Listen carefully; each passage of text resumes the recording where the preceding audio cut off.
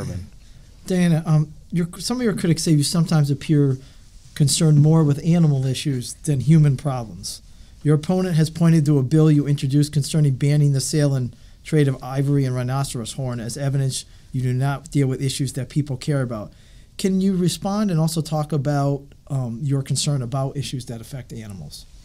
Thanks for that question, Joe. Yeah, I know sometimes people think I'm a one-trick pony, but I'm definitely not a one-trick pony. I mean, look at Ireland. They invited me over to talk about children's issues, not about animal issues, but about children's issues. The rhinoceros horn and the elephant tusk, that's about the elimination of a species. We are talking a situation where the elephant is going to become extinct. And it's going to become extinct because we're hunting them for their tusks. We're hunting them for their tusks because they are funding terrorist movements. The whole chain there, it's the whole thing about follow the money. You follow that money and you can follow it from the elephant tusk right down to the terrorism movement because that's where that money's going. So yeah, I think that's a pretty good bill to start to think about that because I think terrorism is a problem. When you go to the animal issues that I do, we just got the data on cross-reporting. We're the only state in the nation where our Department of Agriculture reports to our Department of Children and Families on animal cruelty from the Department of Agriculture and child abuse from the Department of Children and Families. They actually talk to each other. These two agencies that are usually silos talk to each other. In 2015, there were 63 incidences of them cross-reporting. Out of those, 9 of the animal cruelty charges showed up on our DCF as open cases that DCF was thinking of closing, which they didn't close because animal cruelty link to violence is clear-cut. Almost 80% of our school shooters started with animal cruelty. So 9 children there, 8 children that DCF did not know about. So 17 children because of cross-reporting, which cost the state nothing. The two agencies were thrilled to be able to do this, to work together and to make a positive impact on children and animals.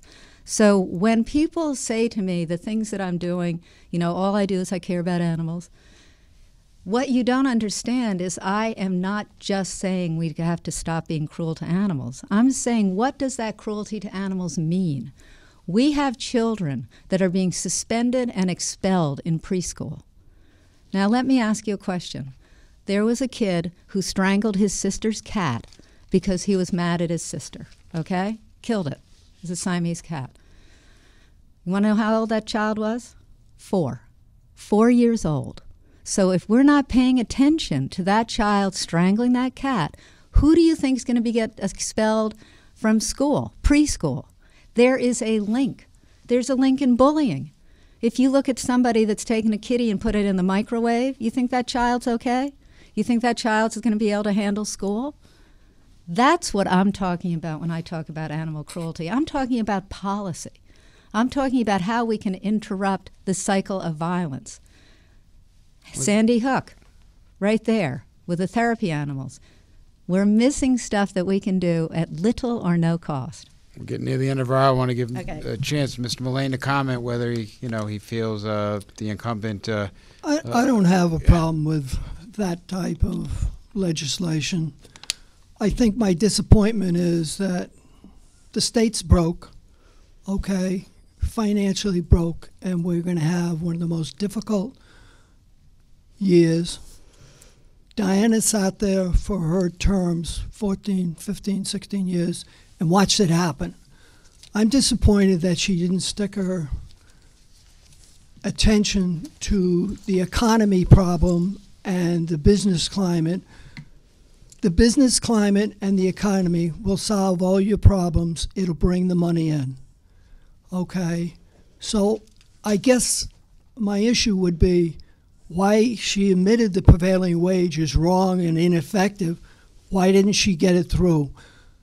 Every year there's a whole bunch of bills on prevailing wage. It goes nowhere because no one has any fortitude to really go after who's behind it, which is the unions and the leadership, to get the votes, okay?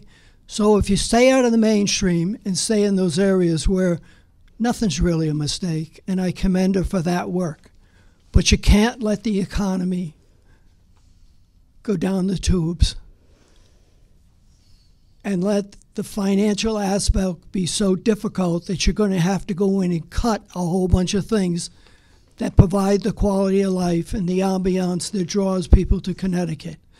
That was my point on that comment, and that's still my